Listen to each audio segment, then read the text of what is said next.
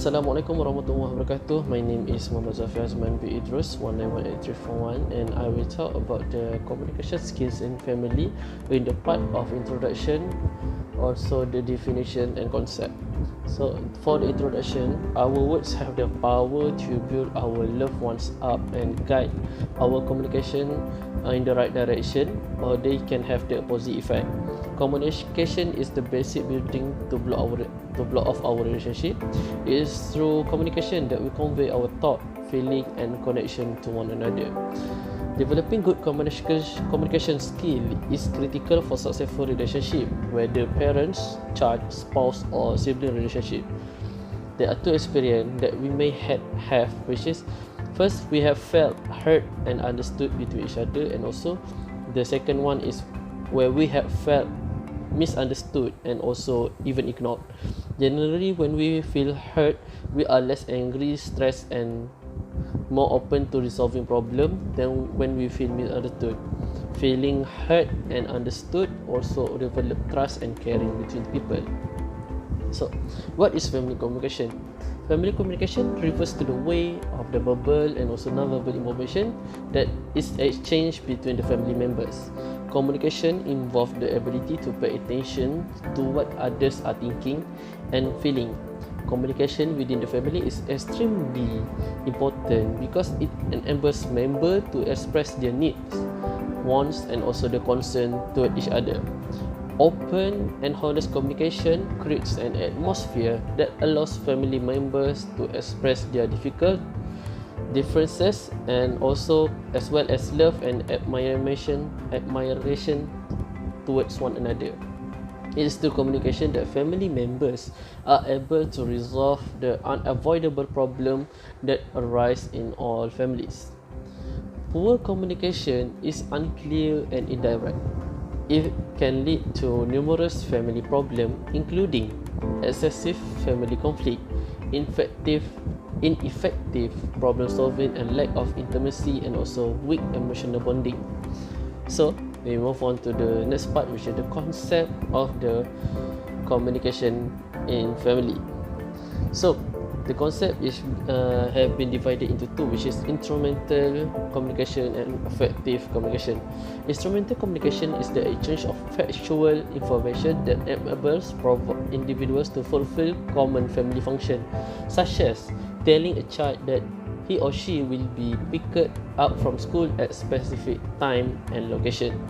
Effective communication is the way individual family members share their emotion with one another, which is sadness and anger and joy.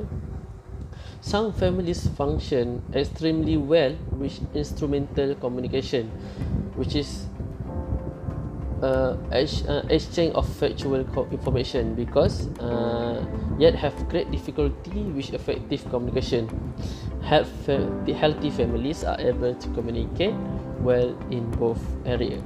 Let's continue our discussion by talking about developing good communication between parents and children.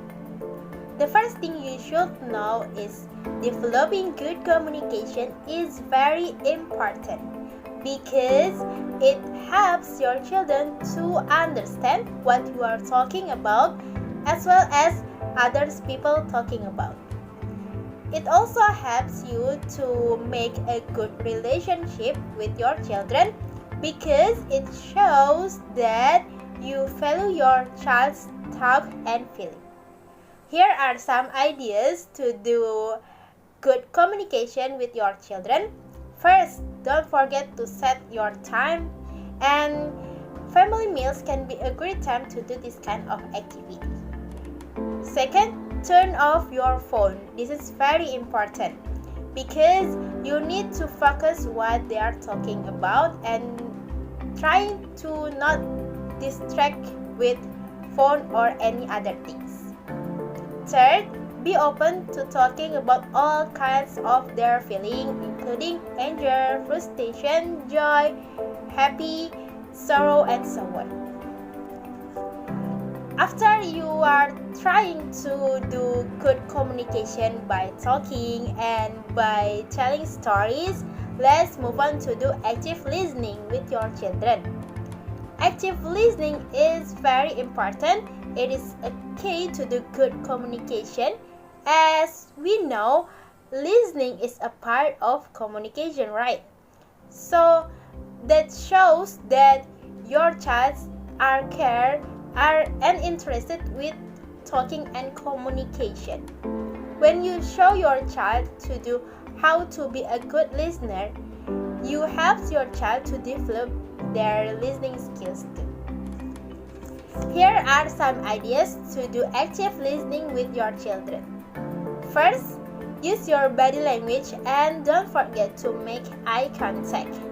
Second, don't rush into problem solving because sometimes your children don't need to use your solution or problem solving. They just need you to listen what they are talking about and what are their feelings. Last but not least, try not to jump in. And don't cut your children's sentences when they are talking or telling some stories. After you do active listening with your child, don't forget also to encourage your children to do listening skills too. Children often need some help to listen and learning to listen, as well as some gentle reminders about letting other people talk. Here are some ideas to help your child to do active listening too. First, be a good role model. As a parent, your child learns how to be a good communicator and how to be a good listener by looking at you. So, don't forget to be a good role model. Second, let your child finish their talking and their sentences. Third, use language and ideas that your child can understand and can learn easier. Now we move to what Islamic view regarding the communication in family. First of all, Islam encourages good communication in family. As maintaining a good family ties is the responsibility of the family members, communication becomes a vital instrument for parents and also the children. Allah said in the Quran, "Worship Allah and associate nothing with Him, and to parents do good and to relatives." There are a lot of examples and instructions from the Quran and Hadith regarding performing good and effective communication. First of all, Islam encourages parents to provide and give good advice to their children in a proper manner. Parent has a responsibility to teach their children the Islamic deeds and values. Al-Quran gives an example of Luqman al-Hakim, which Luqman has given several good advice to his son, and to be gentle and cheerful to people. Not to turn away from people when they are talking to him. Allah does not like people who are arrogant, proud, stubborn, and rude. Allah does not like people who show off. So what we can see here that the good communication is a medium to carry out the responsibility of parents to instill Islam to their children, as said in the Quran, Surah Tahrim, verse 6, "O believers, protect yourself and your families from a fire whose fuel is people and stone." In Hadith, we can see the example of how Prophet Muhammad communicates to little children. He teaches a boy according to a capacity of boy minds, which is easy to understand and do. Umar bin Abu Salamah, may Allah be pleased with him, reported, "I was a boy under care of Messenger of Allah, and as my hand used to wander around in the dish, Prophet Muhammad SAW said to me once, mention Allah's names, say Bismillah, eat with your right hand and eat from what it is in front of you." This is hadith. For the example, it is easy to teach to say Bismillah before eating to a little kid. When speaking, use words that are easy to understand. Don't talk in a convoluted way until people don't understand. Besides, we can see that the Prophet Muhammad teach at every opportunity. He used every chance to enjoy the good and forbid the evil. If there is a need for you to see something corrective in nature, so do so gently. Besides, Al-Quran teaches us to use precise words and tone when speaking to parents. In Surah Isra, verse 23, Allah said that, and your Lord has decreed that your worship not accept him. And to parents, good treatment, whether one or both of them reach old age while with you, say no to them so much as oof, and do not repel them, but speak to them a noble word. In Quran, when we are talking with our parent, we should use the noble word, or in Quran terms, Qawlan Karima. We must pay attention to our volume and tone. Do not speak loudly and harshly toward your parent. In fact, even the word is prohibited and considered to be rude. The word Qawlan Karima, as mentioned in Surah Isra, verse 23, is about communicating to parents. It is possible to reprimand using an appropriate word. If they are wrong, they can be reprimanded, but the appropriate word must be used, especially when you want to reprimand the elderly. It is the right way. Talk to them and to others politely. Islam encourages discussion and consultation with children. The Quran shows that it is good to talk and ask for opinion from our children first. When the children get old enough, they feel that they are also important in the family. And with the family, also with the family decision. We can see the example in the Quran where Prophet Ibrahim asked for his son's opinion to make decision. Allah said in the Quran, Surah Safat, verse 102, then when the boy reached the age to work with him, Abraham said, "O my dear son, I have seen in a dream that I must sacrifice you. So tell me what you think." He replied, "Oh dear father, do as you are commanded. Allah willing, you will find me steadfast." So we can see that Islam also encourages discussion and consultation with children. Okay, so the next is challenges in communication and reasons of poor communication. So the first one is never listen to each other. I found that the real challenges and reason of poor communication in family is when people never listen to each others. Okay, as an example, when we argue with our family member or when we are having conflict with them, they never want to talk over their problem.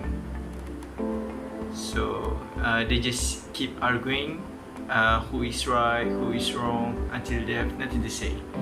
That will never solve the problems. But what if, as an example, when I have conflict with my brother, I listen to him and he listen to me, and then he tells me what is my problem. I will explain what is he misunderstood, then I will do the same, vice versa. It might turn to we are having a great conversation without offense. So and then we end the misunderstanding and turn out to be understand each other. Okay, the next is fairness is everything. Okay, fairness is everything. It is the key to live in a happy family. Fairness is not all about the things we give, but it also about commitment in our family. It must be fair. Okay, let's say that if you are married, you must not leave your siblings and parents behind because you have new family. You still need to be in touch with them. If we don't do so, like if we forgetting them and live the new life, you might hurt your siblings or maybe your parents' feeling. Yeah, about gifts, we need to be fair. It's like your sibling must have it too. Your other sibling will have the same gift as you have. Yeah. So if it is not fair, it will trigger the conflict and misunderstanding, like I said earlier. And yeah, you know what will happen. And about affection, as parents, we must give our love and affection equally to everyone. If we don't, our children might be raised in anxiety unconsciously. Yeah. Okay, next is reject to deal the misunderstanding. So reject to deal the misunderstanding is actually what people been doing as habit. As example, when a sister is arguing with her brother, instead of solve the conflict, she posted on social media what she hate about his brother and talk about what his brother's fault, and it will make it complicated to solve.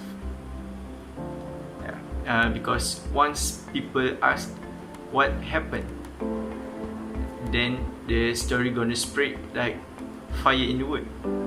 I'll tell you that the story not gonna be complete and it can come to fitna. And when the story reach to your brother, he's gonna be mad and there will be more conflict. That's why I said it will be more complicated. And okay, the next, unconcerned about other family members. As parents, we should be concerned about our child, not only in physical state but also mental state. Sometimes we just need to ask if they are okay or not. That is the least of what parents could do. If they say they are not okay, we need to help them. Also, as parents, we need to understand their situation. Sometimes our children just need their time to settle their stuffs, and sometimes they don't want to be bothered. We also need to ask if they need their time alone or not. If they look stressed or in trouble, like example, if you're asking your son to help you in the kitchen, then your son refuses to help, you should not be mad at him, but ask him why can't he help you. He will explain about the stuff he needs to do first. And as parents, we must understand his reason and let he done it first. Because if it is not important, he will help you. You got it? Anything? Don't be so grumpy if they can help you, because it will turn out that he grew in a toxic family. So every actions of parents will shape the attitude of our family. My name is Abdul Halim bin Hashim from Group 7, and I will be presenting on my part on how to overcome problems and challenges in family communication during COVID-19. So the first point that I will be presenting is regarding daily communal routines. These daily communal routines can promote a long-lasting bond between family members. And as we all know that during this MCO time, during this COVID-19 times, a lot of parents and their children, a lot of families are being stuck in the house together for a long period of time. And this can lead to a lot of stress, such as from remote working and learning. So a routine will not only reduce stress, it could entertain the whole family and bring a beneficial experience which can be continued once the MCO ended. So some examples that I can suggest is watching a movie together at night, or a short tazkirah after Maghrib, every Maghrib. So the children and spouses can learn from this tazkirah, such as beneficial deeds which the Prophet has taught, or some lessons from the Prophet times, from the Sahabah times. And this could lead to a lot of meaningful lessons to the family members, and a lot of other benefits that can be achieved from daily communal routines. So some other examples that is not presented in the slides that I could mention, such as eating dinner together, eating lunch together, breakfast together. So there's a lot of benefits from these daily communal routines. So another point which could be mentioned is establishing a structure. So a new structure. So before I get into that, it can be mentioned that due to this COVID-19, the structure of the schedule is partly changed, because we in front of our laptops or phones for most of the time due to remote working and learning. So I believe a new structure has to be implemented in order to establish order within the household. So parents can establish a rule for these users, especially for these users, as in what I mean is technological users, especially when it comes to younger children, as to when they can use their devices and how to use them. So a schedule can be made for when device can be used, as well as a constant interaction between teachers to ensure constant updates on the children's learning. So the teacher will be constantly updating their parents, the parents of the children, and the parents have the responsibility to update their children on their lessons, and they also have to constantly ensure the children, reminding the children that they have to fulfill their responsibility to their lessons. And if the children wants to use the device for entertainment purposes, that is fine, but there have to be limit on how many, on like how long can they use those devices, and they have to ensure that they have a responsibility for their lessons also.